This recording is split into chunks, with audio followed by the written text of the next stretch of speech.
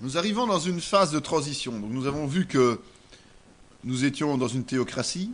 Théocratie qui, effectivement, ne mettait pas à la tête du peuple d'Israël une personne, une individualité de façon permanente, mais uniquement lorsque le peuple dérapait, marchait dans les ténèbres et qu'il avait besoin d'être ramené dans les voies et qu'il passait par la repentance évidemment, Dieu faisait lever un juge qui était plus que quelqu'un qui jugeait les situations, mais qui était aussi quelqu'un qui menait le peuple d'Israël vers la libération de tous les peuples qui étaient là en train de les dominer. Vous avez un tableau à la fin du chapitre qui reprend en grande ligne les peuples dominants et les juges correspondant à ces peuples dominants qui ont été levés par le Seigneur à chaque fois, avec quelques durées, quelques chiffres. C'est à titre indicatif. Je crois que le but de la Bible, ce n'est pas de l'étudier de façon historique. Le but de la Bible, c'est de l'étudier de façon spirituelle, évidemment. Bien d'accord. Donc nous sommes dans une transition et nous voyons que il y a une demande du peuple à Samuel d'avoir un roi.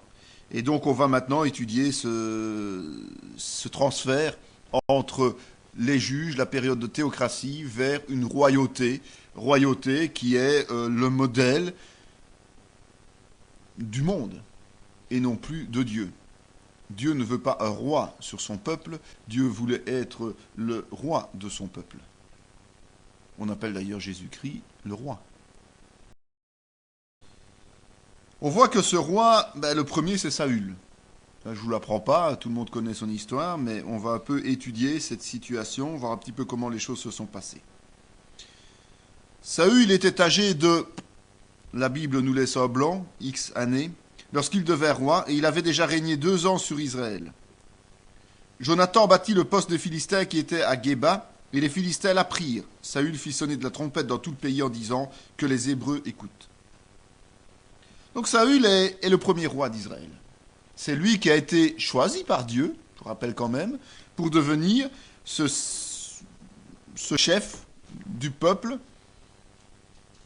Et c'est vrai que son âge du début de règne, on ne peut pas vraiment le déterminer, mais la version grecque de Septante reprend l'âge de 30 ans. Ça donne une idée, mais ce n'est pas une certitude. Mais ce qu'on peut déjà retenir, c'est qu'il avait un âge de maturité humaine lorsqu'il est accédé au trône, puisque on voit que Jonathan, son fils, portait déjà les armes. Donc pour que Jonathan porte les armes, il fallait quand même qu'il ait un certain nombre d'années, et que Saül lui-même, qui était son père, ait aussi un certain nombre d'années. Même s'il avait été précoce, il devait quand même au moins avoir une trentaine d'années. La deuxième particularité de ce roi, de ce premier roi, c'est qu'il n'est pas de la tribu de Juda, mais il est de la tribu de Benjamin. Donc, si on réfléchit bien au déroulement des choses, on peut déjà savoir que ce ne sera pas de sa lignée que viendra Jésus-Christ. Donc, on voit que cette royauté-là, tôt ou tard, devra s'éteindre pour laisser la place à la tribu de Juda, annoncée prophétiquement déjà dans le désert.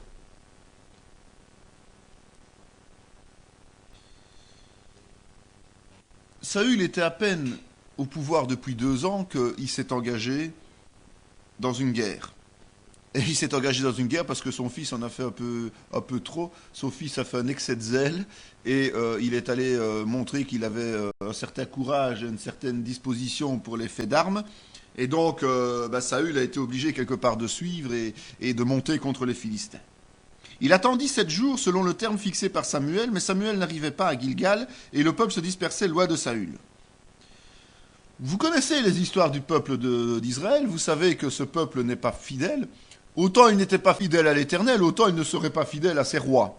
Soyons clairs. Autant il ferait des marques d'infidélité, surtout quand il fallait faire preuve de courage. Et donc, ici, Saül doit entrer en campagne. Samuel est toujours vivant, je vous le rappelle. Et il était de bon ton que lorsqu'il fallait entrer en campagne, eh bien on fasse appel à l'Éternel. Et pour faire appel à l'Éternel, il fallait que ce soit le sacrificateur, le souverain sacrificateur, un prophète, qui vienne apporter le sacrifice au niveau de l'arche et qu'il puisse ainsi amener la bénédiction de Dieu. Et à ce temps-là, évidemment, c'était Samuel qui était et juge, et prophète, et souverain sacrificateur, quelque part, qui devait officier. C'est intéressant de noter quand même que la parole nous dit qu'à ce moment-là, Samuel était juge et qu'il est resté juge jusqu'à sa mort. Donc on a eu une période de transition où il y avait un roi qui était Saül et il y avait un juge qui était Samuel.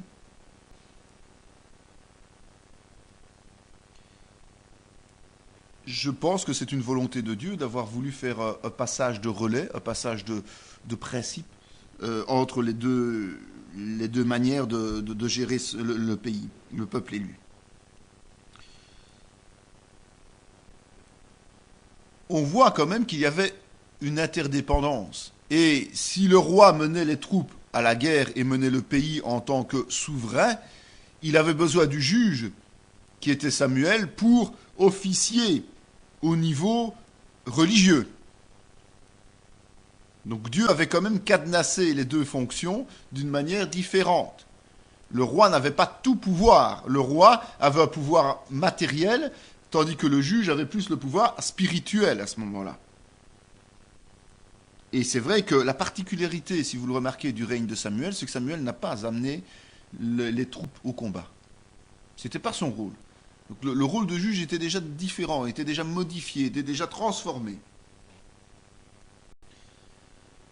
Mais voilà, l'ordre était imposé par Dieu, la hiérarchie était installée, le nouveau roi était là et le juge était présent dans la structure, mais sur le terrain, les Hébreux paniquaient, Saül voyait ses soldats partir, et Samuel tardait à venir. Donc, la situation devenait dramatique au niveau humain, au niveau vue humaine. Alors Saül dit, amenez-moi l'holocauste et les sacrifices d'action de grâce, et il offrit l'holocauste. Saül fait déjà preuve d'impatience. Il est seulement roi depuis 2 ans qu'il est déjà en train d'enfreindre les règles que l'Éternel a fixées. Et notamment celle de faire le sacrifice d'holocauste. Il n'a pas le droit de le faire. Et Dieu était en train de tester sa patience, tout simplement. Était en train de tester sa fidélité. Était en train de tester son obéissance. Parce que dès qu'il a eu terminé l'holocauste, Samuel est apparu. Samuel dit à Saül, tu as agi en insensé, tu n'as pas observé le commandement que l'Éternel ton Dieu t'avait donné.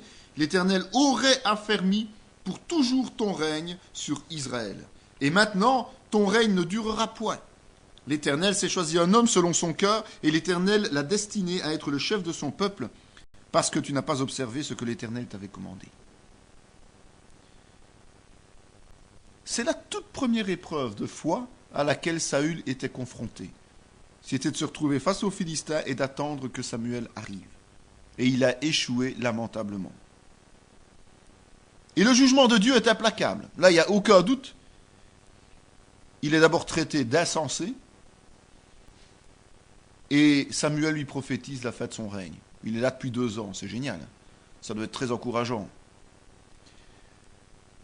Il est clair que la sentence n'a pas été exécutée tout de suite. C'était une prophétie. Je rappelle quand même qu'une prophétie n'a pas nécessairement un accomplissement immédiat et a plus souvent un accomplissement retardé dans le temps qu'un accomplissement immédiat. Pour justement éprouver aussi notre patience quand c'est une prophétie positive, pour peut-être nous pousser à revenir dans les voies de l'Éternel quand c'est une prophétie de malédiction. Et donc, ici, on voit que Saül est amené quand même encore régner plusieurs années. Et c'est vrai que, pour nous, le chrétien, l'impatience, c'est l'opposé pur et simple de la persévérance. Si on est impatient, on ne peut pas persévérer. Si on persévère, on fait preuve de patience. Et l'Éternel nous donne des épreuves que nous devons vivre et qui durent toujours un certain temps et un temps certain. Parce qu'il veut justement mesurer notre persévérance, il veut faire grandir notre persévérance. C'est ce qu'il a voulu faire avec Saül. Il lui dit bien que s'il avait été fidèle, s'il avait pris patience, son règne aurait été affermi. Il n'aurait jamais pris fin. On savait qu'il prendrait fin puisqu'il était benjaminite. Mais Dieu a voulu prendre un exemple justement hors de la tribu de Juda. Il ne pouvait pas condamner la tribu de Juda. Il ne pouvait pas condamner cette tribu puisque Jésus, dans ses plans parfaits, viendrait de la tribu de Juda. Donc il devait prendre un roi en dehors de la tribu de Juda pour pouvoir donner un exemple concret de ce qu'était la persévérance et les conséquences de la non-persévérance. En fait, ce qu'on doit comprendre lorsqu'on est face au Seigneur et face à une épreuve du Seigneur, c'est que les bénédictions de Dieu ne dépendent que de lui. Sa grâce ne dépend que de lui. Et nous ne pouvons faire qu'attendre que sa grâce vienne sur nous, parce que nous ne pouvons pas changer le cours des choses. Et ce n'est pas en fabriquant nos propres plans, en utilisant nos propres techniques et en agissant selon ce qu'on ressent, que l'on va être persévérant. Non, là on fait preuve, comme Saül, de désobéissance, et comme Saül, on fait le sacrifice d'Holocauste nous-mêmes, au lieu de laisser Jésus-Christ le faire à notre place. Parce que c'est lui qui doit le faire. Donc quand on ne marche pas dans les voies du Seigneur, dans l'obéissance du ministère ou autre, selon sa volonté, eh bien, nous faisons l'Holocauste nous-mêmes. Nous nous plaçons dans le rôle de Jésus-Christ. Nous voulons transformer les plans de Dieu. Nous nous plaçons à la place de Dieu lui-même.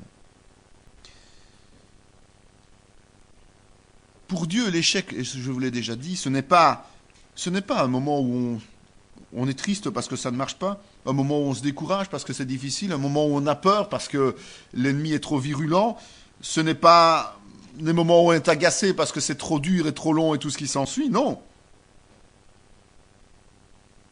Parce que pour ça, Dieu nous écoute, Dieu nous connaît, Dieu sonde nos cœurs et il nous encourage et il nous restaure. Mais l'échec, c'est tout simplement la désobéissance qui va à l'encontre des plans de Dieu dans notre vie.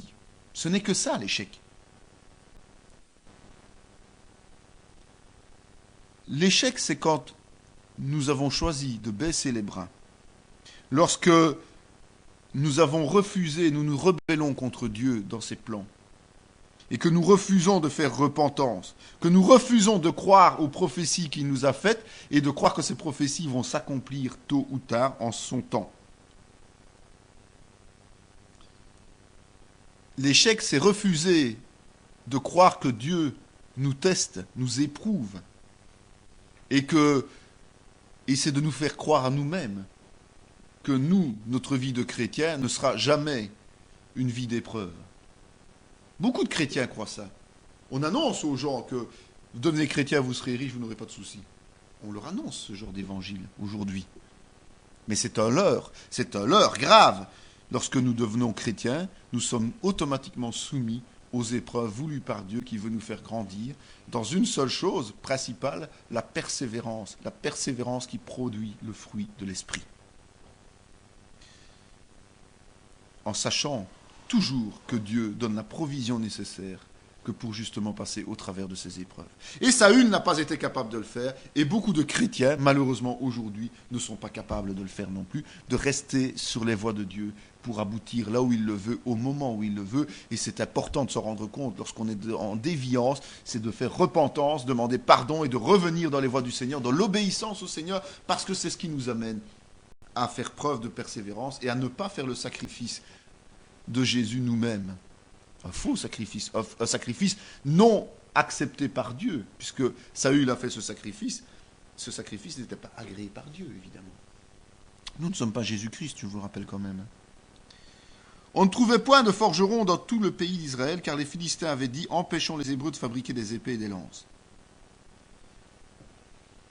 C'est clair que le peuple d'Israël était affaibli à un point tel que même les armes mais en fer n'étaient pas en leur possession. Les Philistins, qui sont des gens intelligents apparemment, aux yeux du monde, les avaient empêchés de former des gens capables de travailler le fer, le métal. Parce qu'à l'époque, L'arme fatale, c'était le métal. Aujourd'hui, on travaille avec du laser. À l'époque, la bombe atomique et d'autres bombes à neutrons et autres. À l'époque, l'arme fatale, c'était le fer.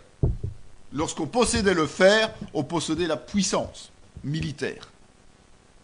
Et donc, le peuple hébreu ne savait pas se fabriquer des armes solides. Il ne savait pas se fabriquer tout simplement parce que quand on veut soumettre un peuple à soi, eh bien, on lui enlève toutes ses forces. On l'empêche de s'armer, on l'empêche de s'équiper. Mais c'est mal connaître Dieu. Que nous dit la parole? C'est lorsque nous sommes faibles que Dieu peut donner la toute-puissance de sa force. Et donc, il mettait le peuple d'Israël dans une situation de faiblesse telle que sans compter sur lui, il était impossible au peuple hébreu de gagner une bataille, une moindre bataille. C'est la même chose pour le chrétien. Tant que notre orgueil va nous dominer, tant que l'on va penser que nous sommes capables d'arriver à nos fins par nos propres moyens et nos propres plans, nous n'arriverons à rien du tout. Mais lorsque nous aurons compris qu'en nous mettant au service de l'Éternel et en marchant dans ses plans, il va pouvoir construire au travers de nous, il n'y a plus rien qui va nous résister. Parce que nous serons pleinement inscrits dans sa volonté et que nos pensées étant les pensées de Christ, nous marcherons là où il le veut, comme il le veut, quand il le veut. Dieu peut montrer la splendeur de sa gloire uniquement à des serviteurs et pas à des maîtres. Quand Saül a été appelé à combattre les Philistins, Israël était positionné dans une situation telle qu'il était capable de voir les prodiges de Dieu. Parce que par sa propre force, il était incapable de quoi que ce soit. Si nous pouvons par nous-mêmes faire quelque chose en tant que chrétiens, si nous pouvons par notre propre intelligence, notre propre force faire quelque chose, nous nous leurrons parce que ce n'est pas dans la volonté de Dieu. Dieu veut que nous soyons faibles, j'insiste, pour faire de grandes choses avec nous. Donc Dieu veut que nous soyons acculés dans des situations telles que nous ne puissions pas voir la lumière si nous ne sommes pas capables, si nous agissons par nous-mêmes. Nous devons vraiment être acculés. C'est ce qu'il veut nous faire dans les épreuves. Il nous amène dans des situations telles que par nous-mêmes, nous ne pouvons rien faire. Et là, le prodige, le miracle agit et nous voyons la main de Dieu et nous pouvons le glorifier. Sinon, ça ne marche pas. Ça ne marche pas. C'est dommage pour Saül, mais ça, il ne l'avait pas compris. Il ne l'avait pas compris.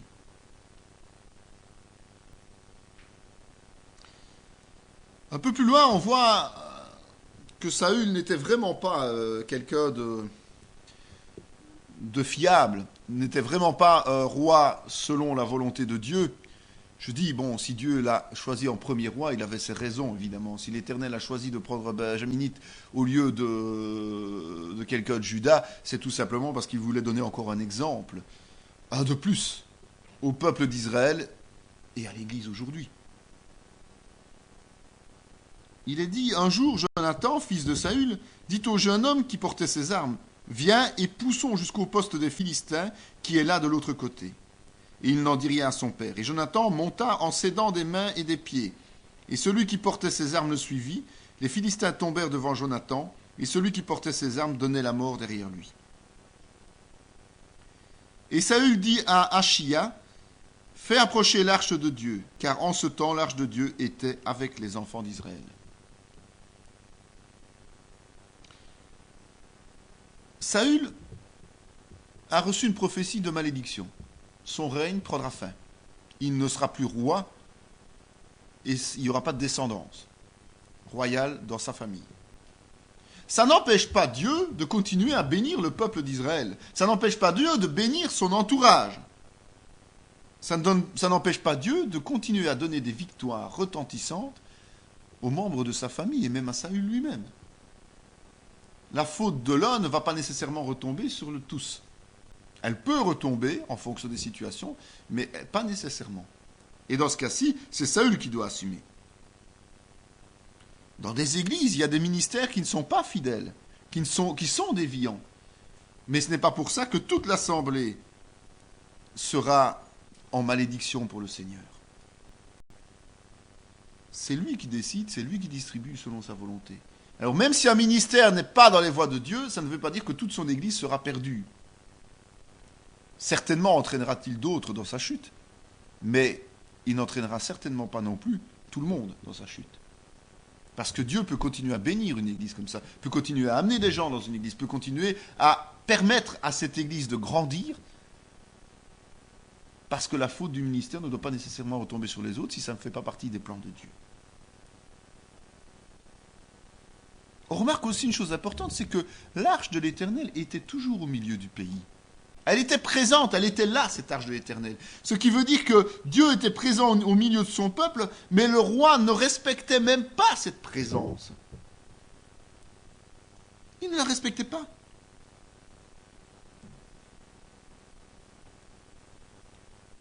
Dans une église, ce n'est pas parce que le Saint-Esprit est présent dans l'église, est présent dans certains membres de l'église, qu'il est présent en nous. Si nous ne sommes pas le temple vivant de Dieu, purifié par le sang de l'agneau, nous ne sommes pas non plus le réceptacle du Saint-Esprit. Et ce n'est pas parce qu'une église vit dans l'Esprit, vit des dons, vit des miracles extraordinaires, que chaque membre est automatiquement rempli de l'Esprit. C'est un leurre, ça aussi. Et souvent on se dit, tout est par l'Esprit à ce moment-là, parce que le Saint-Esprit est dans l'Église, ça fonctionne, c'est génial, le Saint-Esprit est là. Donc tout ce que je dis, tout ce que je fais, c'est le Saint-Esprit. Non, non, non, non. On voit que Saül était maudit par l'Éternel, mais on voit que le peuple bénéficiait de l'onction de l'Éternel. Saül n'était plus loin de l'Éternel en tant que serviteur marchant dans l'obéissance. Eh bien, dans une église, dans un corps de Christ, c'est la même chose. Chacun est responsable de lui-même et chacun est responsable d'être en harmonie avec la volonté de Dieu. Chacun est responsable d'être le temple vivant de Dieu et de respecter ce temple pour que l'Esprit Saint puisse habiter en lui. Ce temple, il faut d'abord accepter qu'il soit le temple de Dieu et il faut aussi qu'il soit purifié. Je le rappelle. Puis Saül et tout le peuple qui était avec lui se rassemblèrent, ils s'avancèrent jusqu'au lieu du combat. Et voici les Philistins tournèrent l'épée les uns contre les autres, et la confusion était extrême. La journée fut fatigante pour les hommes d'Israël. Saül avait fait jurer au peuple en disant « Maudit soit l'homme qui prendra de la nourriture avant le soir, avant que je me sois vengé de mes ennemis, et personne n'avait pris de nourriture. » Et Saül consulta Dieu « Descendrai-je auprès des Philistins? Les livreras-tu entre les mains d'Israël ?» Mais en ce moment, il ne lui donna point de réponse.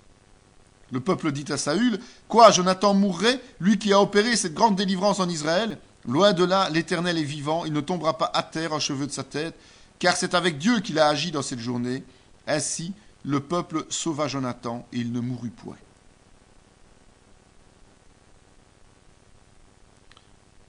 Comme je vous ai dit, la main de Dieu est sur toutes les batailles du peuple d'Israël.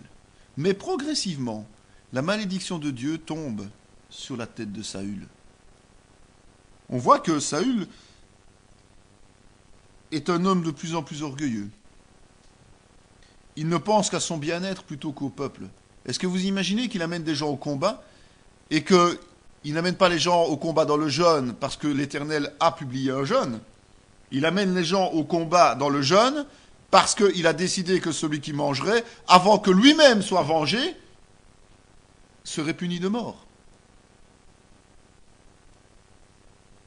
Il se prend pour Dieu lui-même. C'est lui qui maintenant donne les ordonnances, les règles de fonctionnement en dépit de la volonté de Dieu. Et il décide lui-même qu'il veut être glorifié par son peuple. Et donc que son peuple est digne de jeûner pour lui, j'insiste bien, parce qu'il a tout simplement décidé que ce peuple ne mangerait pas tant qu'il ne serait pas vengé comme il l'a voulu. Il avait soif de vengeance personnelle. Il glisse dans les ténèbres.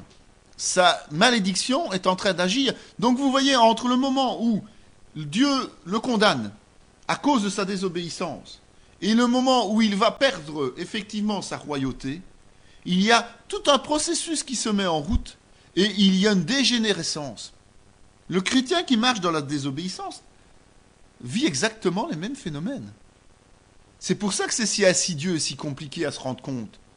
C'est que on commence à marcher dans la désobéissance Et on s'enfonce discrètement, sans s'en rendre compte. Et on n'écoute pas les conseils. Saül n'écoute pas Samuel. Saül n'écoute pas ceux qui l'entourent. Il n'en fait qu'à sa tête. Et il croit marcher dans les voies de Dieu. Il croit être loin de Dieu toujours en cet instant. Mais il en arrive à se faire glorifier lui-même et à se comporter comme un Dieu lui-même. Il s'enfonce petit à petit. Et Dieu laisse faire. L'aveuglement spirituel.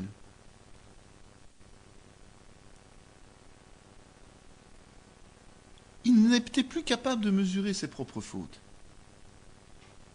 Mais il condamnait son peuple pour des fautes moindres que les siennes.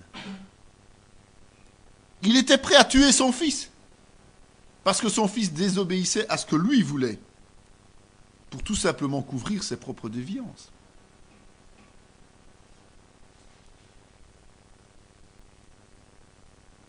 C'est malheureusement fréquent dans le corps de Christ.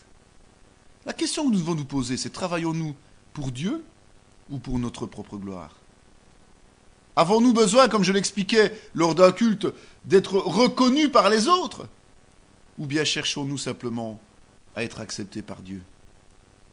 C'est une question importante à se poser. C'est normal dans un corps de Christ de ne pas être placé à la première place, de ne pas être mis en avant. C'est normal d'être oublié, entre guillemets. C'est normal de ne pas être choisi pour telle ou telle chose. Si ce n'est pas dans les voies de Dieu, on a le droit de prétendre à rien. On ne fait que recevoir. On n'a pas le droit d'imposer des choses à Dieu. On ne fait que les recevoir, j'insiste bien. Et là, c'est l'importance, évidemment. Notre place, c'est celle que Dieu nous a donnée. C'est là où Dieu nous a envoyés et nous a demandé d'œuvrer. Et ce que nous avons à faire, nous, c'est de nous réjouir de la place que Dieu nous donne, tout simplement. Rien de plus. Nous devons nous réjouir et de faire le maximum pour être fidèles dans la place qu'il nous a donnée. À Saül, il avait donné la royauté d'un peuple. Il lui avait donné tout pouvoir sur ses hommes. Le seul chef que Saül avait, c'était Dieu. Et Dieu lui parlait au travers de Samuel. C'est tout ce que Saül avait à faire. Il avait la richesse, il avait les victoires, il partageait la gloire indirectement, puisqu'il était roi, il avait les honneurs d'un roi, mais ça ne lui suffisait pas. Ça ne lui suffisait pas parce qu'il voulait être glorifié uniquement lui et pas Dieu. Il voulait prendre la place de Dieu. Et tout chrétien qui à un moment donné entre dans ce processus de recherche, de reconnaissance de soi-même et tout ça par les autres, entre dans le même processus que Saül. Il faut en être conscient de ça. Et qu'est-ce qui se passe comme conséquence directe de cet orgueil démesuré qui grandit encore de plus en plus? C'est que Dieu ne lui parle plus. Silence complet, silence radio. Saül lui parle, Saül l'interroge, et Yahvé ne répond pas.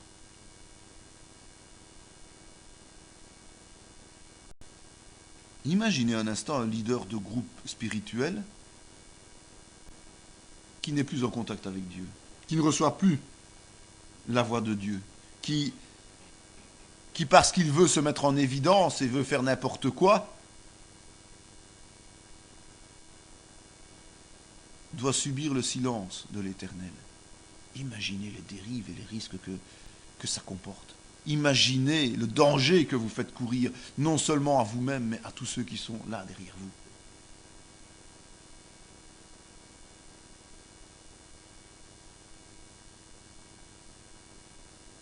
Heureusement, le peuple, lui, a pris fait et cause pour Jonathan.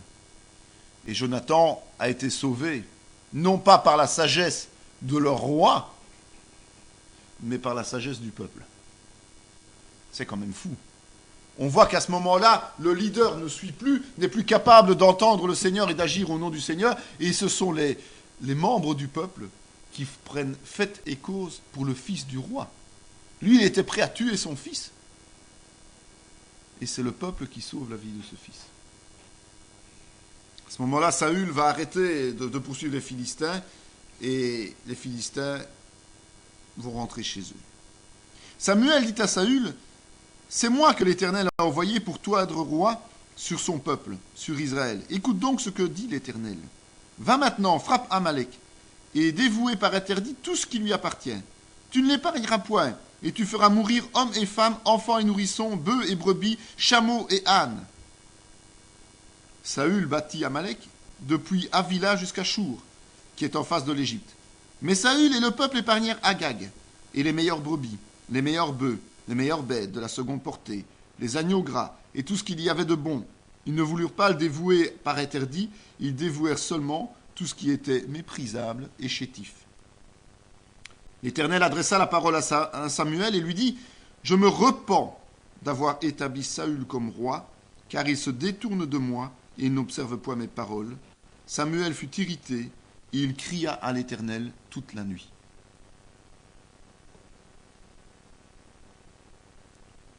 Il y a plusieurs leçons à prendre ici. D'abord, vous voyez, c'est Samuel qui vient donner les instructions à Saül. Le prophète, le leader spirituel, a plus d'importance que le leader matériel. Le prophète vient annoncer la parole de Dieu au leader matériel. Et il lui dit, puisque c'est moi qui t'ai oué au nom de Dieu, c'est moi aussi qui te parle au nom de l'Éternel. Il lui donne encore une victoire, mais il lui donne des règles pour cette victoire. Et qu'est-ce que Saül fait? Il fait exactement le contraire. Simplement, pourquoi? Par appât du gain et par orgueil personnel. C'est vraiment frappant ici. Il y a un passage très, très, très spécial et très spécifique. C'est que Dieu se repent d'avoir choisi Saül. Il s'en excuse auprès de Samuel, son serviteur fidèle. C'est très spécifique parce qu'on ne voit nulle part dans la parole que Dieu se repent de quelque chose. Ici, on voit que Dieu s'excuse. Il s'excuse parce que Samuel subit des conséquences et des tourments qu'il n'aurait peut-être jamais dû subir, simplement à cause du fait que Saül n'était pas le roi tel qu'on aurait pu l'attendre. C'est vrai que Samuel a vécu des moments qui ont dû être pénibles et des moments de souffrance. Lui qui était juge, lui qui était un homme droit, lui qui était un serviteur, qui avait accompli d'énormes choses pour le Seigneur, qui s'était vu imposer l'onction d'un roi parce que lui ne voulait pas, je vous le rappelle. Et il avait accompagné cette onction de paroles de l'Éternel qui étaient des paroles de bénédiction et de malédiction. Si vous obéissez, vous serez bénis. Si vous n'obéissez pas, vous aurez les conséquences de vos actes. Et Dieu s'excuse auprès de Samuel en disant, écoute, effectivement, en choisissant Saül, je te fais subir des choses qui sont invraisemblables. Tu n'aurais pas dû les subir, mais tu souffres de ça. Et ce qui est merveilleux, c'est qu'on voit que Samuel s'irrite, se fâche. On dit toujours la colère, mais il faut bien la comprendre, la colère. La colère spirituelle n'est pas une colère humaine. Et Samuel est irrité de la situation. Il n'admet pas, il n'accepte pas, il souffre de cette situation. Et on voit qu'il crie à l'Éternel toute la nuit. Il est bien écrit, il crie à l'Éternel, il n'est pas écrit, il crie contre l'Éternel. Il ne juge pas Dieu. Il souffre de la situation et il s'épanche devant Dieu. C'est pas pareil, hein? Il n'a pas engueulé le Seigneur. Hein? Il faut bien comprendre ce que la parole nous dit. Donc, il va épancher son cœur librement, comme il le sent, comme il le ressent. On a parfois des moments de colère comme ça. C'est normal de ressentir un sentiment de frustration. Samuel est frustré, parce qu'il veut obéir au Seigneur et il n'y arrive pas. Il voit que Saül fait du tout et du n'importe quoi. Il voit que Saül va vraiment dans le mur et il n'y a rien à faire, il ne veut pas obéir. Et quand nous servons l'Éternel, parfois on est frustré. Et je peux témoigner de cela.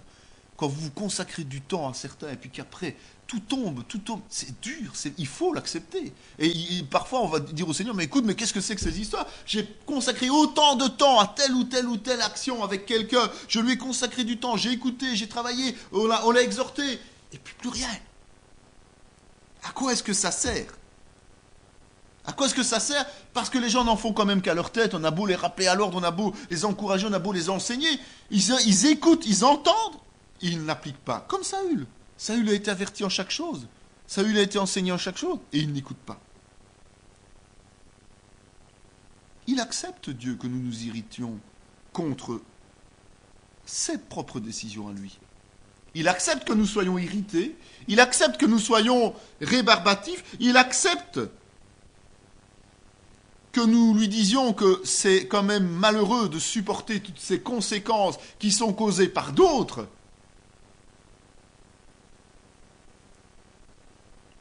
Il n'accepte pas qu'on lui en demande des comptes. Vous saisissez la nuance. Dieu n'a pas à se justifier vis-à-vis de nous.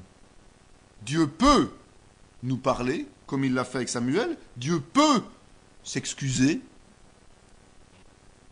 Dieu ne doit pas s'excuser. Et donc, restons bien à notre place. Nous savons que nous pouvons épancher notre cœur, mais notre responsabilité est de rester serviteurs de Dieu envers et contre tout. Nous sommes la créature, il est le créateur. D'accord? Retenons bien. Saül répondit à Samuel, « J'ai bien écouté la voix de l'Éternel et j'ai suivi le chemin par lequel m'envoyait l'Éternel. J'ai amené Agag, roi d'Amalek, et j'ai dévoué par interdit les Amalécites. Mais le peuple a pris sur le butin des brebis et des bœufs comme prémices de ce qui devait être dévoué, afin de sacrifier à l'Éternel, ton Dieu, à Gilgal. Alors Saül dit à Samuel, « J'ai péché car j'ai transgressé l'ordre de l'Éternel, je n'ai pas obéi à tes paroles, je craignais le peuple et j'ai écouté sa voix. » Saül était le chef du peuple d'Israël. Et comme toute excuse, et pour toute excuse, il accuse son peuple des transgressions. Comme Adam et Ève ont accusé le serpent, d'abord. Adam a accusé son épouse. En fait, Saül a cherché à limiter sa responsabilité. Le chrétien ne devrait jamais et ne peut pas se justifier au détriment des autres. Quand vous êtes en faute, même si vous êtes à plusieurs à être en faute, vous n'avez jamais le droit d'utiliser la faute des autres pour minimiser votre propre responsabilité. Chacun doit assumer sa responsabilité sans tenir compte de celle des autres. Charger quelqu'un d'autre pour se décharger soi-même vis-à-vis de Dieu, c'est une preuve flagrante d'immaturité spirituelle. C'est en fait être toujours un homme charnel. Chacun est responsable de ses transgressions, même si elles sont faites collectivement. Et c'est à nous de nous demander pardon, de nous repentir, pour notre faute, pas celle des autres, notre faute, et sans tenir compte du fait que les autres ou pas font repentance. Mais lorsqu'il y a une déviance, nous n'avons jamais le droit de dire c'est l'autre qui m'a entraîné là. Si nous l'avons suivi, c'est notre responsabilité de l'avoir suivi, pas celle des autres. En tout premier lieu. Et notre responsabilité, c'est d'avoir entraîné les autres aussi. Et en suivant quelqu'un dans son erreur, vous le confortez dans son erreur. Donc vous devez vous repentir de l'avoir conforté dans son erreur. Et pas l'inverse. Donc, nous sommes responsables, même si c'est une responsabilité collective, nous n'avons qu'à regarder qu'à notre responsabilité. Nous sommes fautifs. Il n'y a pas de gradation. Même si c'est un petit peu. C'est jamais un petit peu pour Dieu. Il n'y a pas de gradation dans le péché. D'accord? Nous devons demander pardon pour notre transgression, mais nous devons aussi demander pardon d'avoir conforté l'autre dans sa transgression, en le suivant aveuglément dans la désobéissance du Seigneur. Et Saül, qui avait une responsabilité importante sur le peuple, n'avait pas à justifier son erreur sur le peuple. C'est lui qui a laissé faire le peuple, et en laissant faire le peuple, il l'a entraîné dans son aveuglement.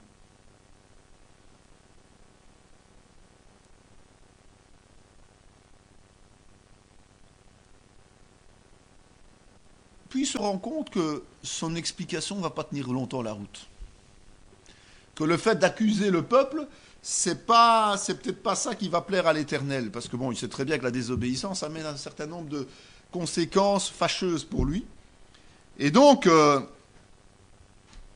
il se dit, bon, on va changer de stratégie. Et il dit, bah oui, c'est ma faute, c'est ma plus grande faute, c'est moi qui me suis trompé, c'est moi qui me suis trompé. Mais, c'est parce que j'avais peur. Vous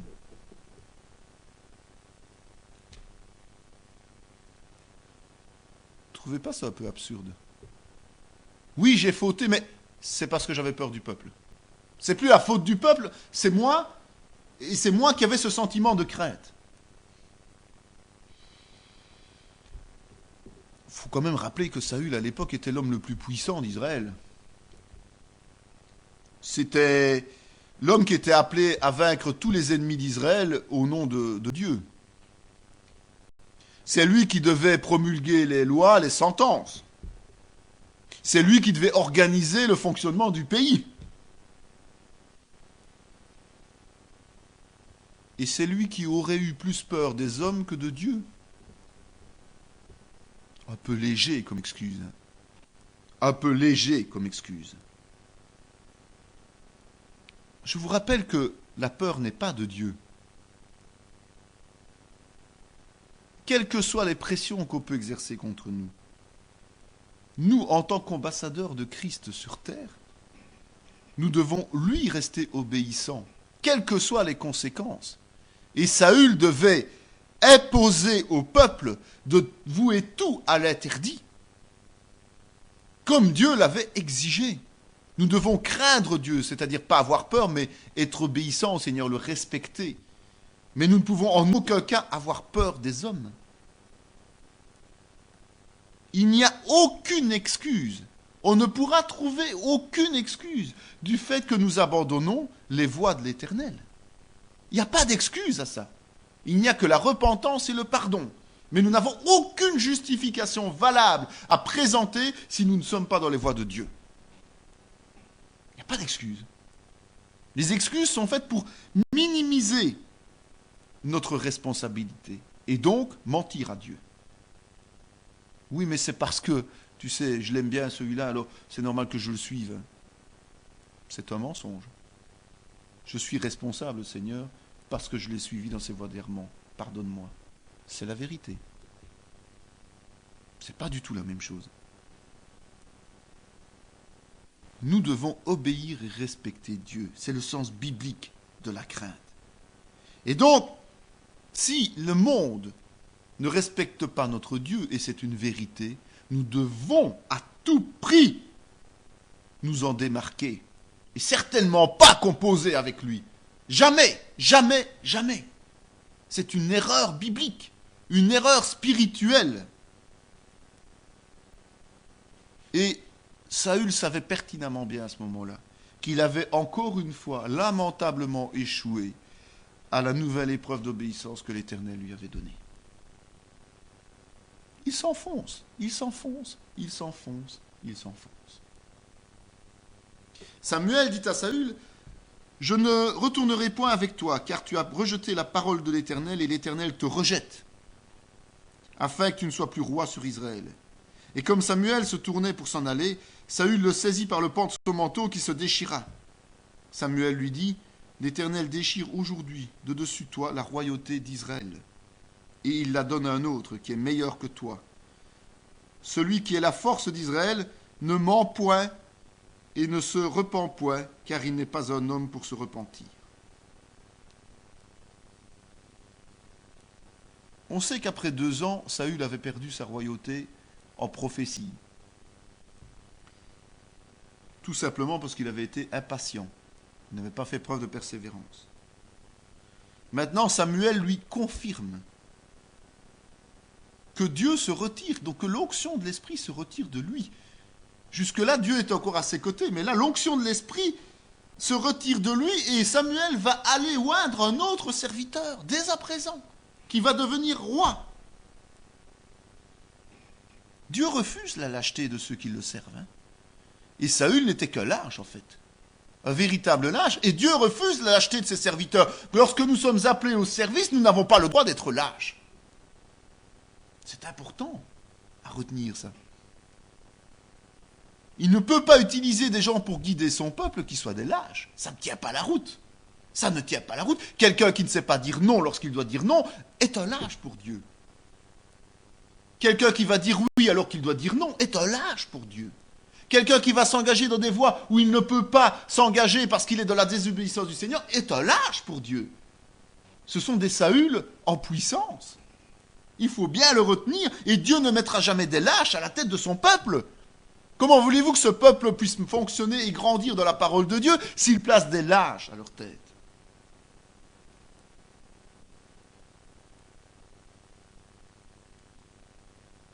C'est pas... Il faut bien comprendre que ce n'est pas le fait que Saül se repentait de ses fautes et qu'il se rendait compte qu'il avait vraiment commis les erreurs, qu'il rejetait, que Dieu le rejetait. Non. C'est la cause du fait que Saül devait arriver à la repentance. C'est son mensonge, c'est son impatience, c'est sa désobéissance qui faisait que Saül avait perdu son onction. Dieu ne rejette pas la repentance. Mais ici, c'était un leader qui était amené à servir le Seigneur et qui fautait d'une telle manière qu'il était irrécupérable pour Dieu. C'est la même sentence qui attend aujourd'hui les serviteurs de Dieu qui acceptent une responsabilité dans le corps de Christ. Dieu ne nous impose pas une responsabilité dans le corps de Christ. Dieu nous propose une responsabilité, comme il nous propose le salut. Mais quand nous l'acceptons, nous nous mettons sous un certain joug spirituel qui fait que nous devons lui obéir. Nous devons marcher dans ses voies. Certes, on n'est pas parfait, Dieu le sait, et le pardon existe, ok. Mais le pardon existe pour celui qui le reconnaît humblement dans son cœur, et pas celui qui cherche à le couvrir ou à le minimiser. Et lorsque quelqu'un sait faire preuve d'humilité, eh bien, Dieu lui pardonne non seulement, mais aussi il l'affermit, il le fait grandir, il le fait devenir de plus en plus mature, parce qu'il ne peut pas confier de grandes responsabilités à quelqu'un qui n'est pas capable de s'humilier devant lui. Il ne peut pas confier de grandes responsabilités à quelqu'un qui est incapable de marcher régulièrement dans ses voies et de faire acte de repentance si nécessaire. Quand il dit que il ne veut pas que la force d'Israël soit dans les mains de quelqu'un qui n'est pas fidèle et qui ne sait pas se repentir du cœur. Parce que c'est ça en fait. Il a entièrement raison. Comment voulez-vous qu'un leader qui ne sait pas se repentir du cœur humblement et qui ne sait pas dire la vérité puisse emmener toute une famille, un royaume, un corps de Christ dans la maturité chrétienne? C'est impossible. Le leader doit être un exemple. Pour Dieu, le menteur, c'est quelqu'un d'indigne. Au niveau spirituel, il n'y a pas d'autre solution. C'est quelqu'un d'indigne. Et le menteur va perdre tout ce que Dieu lui a confié. Il ne va jamais laisser entre les mains d'un menteur des responsabilités spirituelles. Il va lui retirer. Le Saint-Esprit va se retirer de cette personne. Il faut en être conscient aussi. Nous avons donc vu que Saül vient de perdre son onction vis-à-vis de l'Éternel, et que donc Samuel est amené à apporter l'onction à un autre héritier du trône, on va dire, en tout cas désigné par le Seigneur. L'Éternel dit à Samuel, « Quand cesseras-tu de pleurer sur Saül? Je l'ai rejeté afin qu'il ne règne plus sur Israël. Remplis ta corne d'huile et va, je t'enverrai chez Isaïe, Bethléemite, car j'ai vu parmi ses fils celui que je désire pour roi. » On a vu que Samuel s'était penché devant l'Éternel, mais la douleur et la souffrance d'un serviteur de Dieu ne peut pas justifier le fait qu'il reste immobile et qu'il n'avance pas dans le service au Seigneur. Et donc Samuel, même si Dieu s'est excusé auprès de lui de la situation dans laquelle il était, ne veut pas s'arrêter là, et Samuel est invité justement à aller de l'avant et à passer outre sa colère, outre sa souffrance, outre les conséquences qu'il doit subir, et il doit continuer son ministère. Dieu ne l'exonère pas de son ministère. Et comme il était désigné pour oindre le roi, eh bien, il est normal que si ce roi Saül est détrôné par le Seigneur, il est amené à oindre le suivant, c'est-à-dire David. On voit là qu'il y a une décision définitive. La parole de Dieu nous parle toujours de du fait de blasphémer contre l'Esprit Saint et donc de perdre son salut. Il y a des situations où le choix de Dieu est irréversible. Et dans le cas de Saül, ce choix était irréversible. Il avait rejeté Saül et il n'y avait plus aucune possibilité de retour pour Saül puisqu'il a à ce moment-là décidé de oindre un remplaçant. Et c'est vrai que Samuel pouvait se plaindre et pouvait pleurer sur son sort et sur celui de Saül, mais il y avait un temps pour cela et maintenant c'était terminé. Nous sommes aussi confrontés, nous en tant que serviteurs de Dieu, donc tous nous sommes serviteurs de Dieu, je rappelle, à la volonté de Dieu. Et donc, à un moment donné, lorsque nous avons fait tout ce qui était dans notre pouvoir pour essayer de maintenir quelqu'un dans les voies du Seigneur, pour l'encourager, l'exhorter, le reprendre, prier, intercéder, enfin tout ce que l'on veut, que cette personne n'a pas fait repentance et n'est pas revenue dans les voies du Seigneur, que d'autres parfois même vont plus loin et continuent à s'entêter et à s'enfoncer, eh bien, il faut admettre et accepter qu'à un moment donné, Dieu ait mis une limite pour que, à ce moment, à cette limite, eh bien, cette personne soit laissée entre les mains de Dieu et que les intervenants, les serviteurs de Dieu n'interviennent plus pour cette personne ou ces personnes. Il faut l'accepter.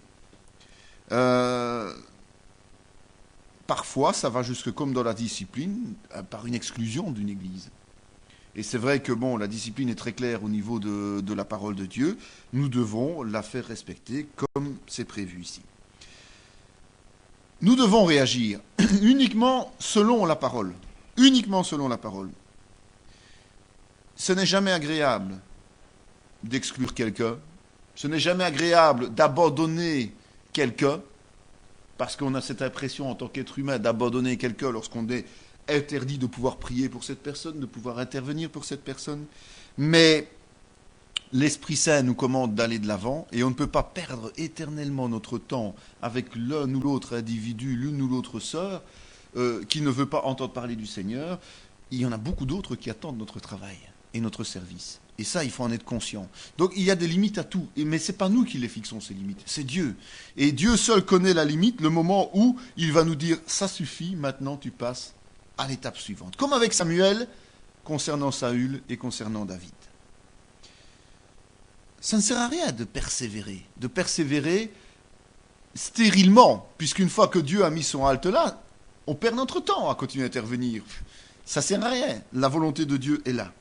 C'est une erreur, et c'est une erreur qui nous retomberait dessus, si jamais nous continuons à rester dans ce concept de vouloir à tout prix amener quelqu'un à revenir dans les voies, alors que le Seigneur ne nous a pas oints pour le faire, ou ne nous permet pas d'aller au-delà. On a déjà vécu des situations comme telles, où à ce moment-là, tout ce que nous avons à faire, c'est vraiment de remettre cette personne entre les mains du Seigneur, et espérer que le Seigneur agisse d'une manière telle que cette personne revienne à lui. Il faut déjà aller très loin dans l'aveuglement, mais ça arrive, malheureusement. On voit que le nouveau oint, celui qui est annoncé, est originaire de Bethléem, de nouveau, ville de Juda. On voit que, et on sait que Jésus naîtra dans cette ville, et on sait que Jésus sera issu justement de la lignée de Juda. Isaïe l'envoya chercher, or il était blond, avec de beaux yeux et une belle figure. L'Éternel dit à Samuel, « Lève-toi, oins-le, car c'est lui. » Samuel prit la corne d'huile et l'oignit au milieu de ses frères. L'Esprit de l'Éternel saisit David à partir de ce jour et dans la suite. Samuel se leva et s'en alla à Rama. L'Esprit de l'Éternel se retira de Saül, qui fut agité par un mauvais esprit venant de l'Éternel. On va maintenant assister à une vie croisée entre deux personnes. Deux personnes qui ont été, à un moment donné de leur vie, choisies par l'Éternel pour devenir roi d'Israël. On va voir des épisodes assez cocasses parfois. Et c'est clair que Saül garde son trône. À ce moment-là, Saül a le trône. Mais il n'est plus sous l'onction de Dieu. Et on dit même, la parole nous dit même que l'Esprit de Dieu s'est écarté de lui. Et automatiquement, vous le savez bien, et c'est là aussi qu'on peut voir qu'un chrétien peut avoir un problème, certains diront d'habitation, l'autre de possession, ce n'est jamais qu'une question de vocabulaire, mais un chrétien peut très bien ne pas être rempli du Saint-Esprit, mais être rempli d'un habitant ou d'habitants beaucoup plus désagréables que ça. Donc les délivrances chez les chrétiens existent.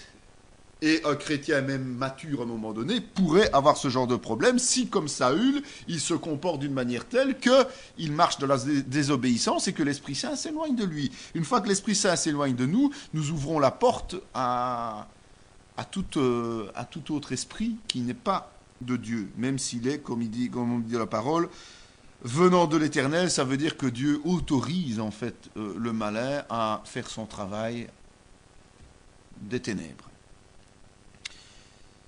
Nous sommes, nous, le peuple vivant de Dieu, je le rappelle quand même. Et si le péché nous empêche de vivre dans les voies de Dieu, c'est vrai que la repentance nous permet d'être lavés, mais si nous ne faisons pas repentance, nous allons commencer à attrister le Saint-Esprit. Le Saint-Esprit attristé va s'écarter de nous. De toute façon, ce sera progressif, certainement. Mais à un moment donné, le champ sera libre pour notre ennemi, le diable. Et c'est vrai que lui, il ne va pas nous faire de cadeaux, et dès qu'il pourra envoyer un esprit mauvais, il nous l'enverra. Et je crois qu'il faut que le chrétien d'aujourd'hui soit attentif à cela. De se dire que ce n'est pas que les non-chrétiens qui peuvent être possédés ou habités ou occupés, enfin tout ce que l'on veut, les termes, je ne veux pas de polémique de mots, mais des chrétiens aussi, même pas seulement des chrétiens qui arrivent, qui viennent de se convertir, mais des chrétiens qui parfois sont dans l'œuvre du Seigneur depuis des années. Tout est une question d'être rempli de l'Esprit ou pas. Si nous ne sommes pas remplis de l'Esprit, le risque est d'être remplis d'autre chose. C'est interpellant, mais c'est quelque chose de très concret. Et il faut être très prudent à ce niveau-là. Et nous sommes tous responsables de nous-mêmes, évidemment, à ce niveau-là aussi. Et lorsque l'Esprit de Dieu était sur Saül, David prenait la harpe et jouait de sa main. Saül respirait alors plus à l'aise et se trouvait soulagé, et le mauvais esprit se retirait de lui. Vous avez déjà fait attention à ce passage-là? En fait, on nous dit que Saül a perdu l'onction de l'esprit et est rempli par un esprit mauvais. On nous dit de l'autre côté que David a été loin de l'esprit. Et donc, on nous dit un peu plus haut que l'Esprit d'Éternel saisit David à partir de ce jour et dans la suite. Donc, David était rempli de l'Esprit. Le hasard des choses, qui n'est pas un hasard évidemment, fait que David devient le harpiste et le porteur d'âme de celui dont il va prendre la place, tôt ou tard. Il est jeune, il est enfant, et il va se mettre au service de celui qui va un jour lui céder cette place. Et c'est lui, l'enfant qui est rempli de l'esprit, qui soulage les tourments du roi quand ces tourments deviennent beaucoup trop importants.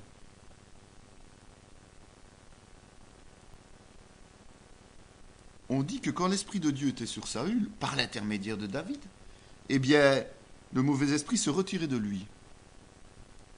C'est encore une réponse dans le combat spirituel. Quand certains vous prétendent que le Saint-Esprit et les esprits mauvais peuvent cohabiter dans une personne, c'est un peu en contradiction avec ce passage biblique. Certes, pendant un certain temps, le Saint-Esprit va se retirer petit à petit, et là, les esprits mauvais vont se rapprocher de plus en plus.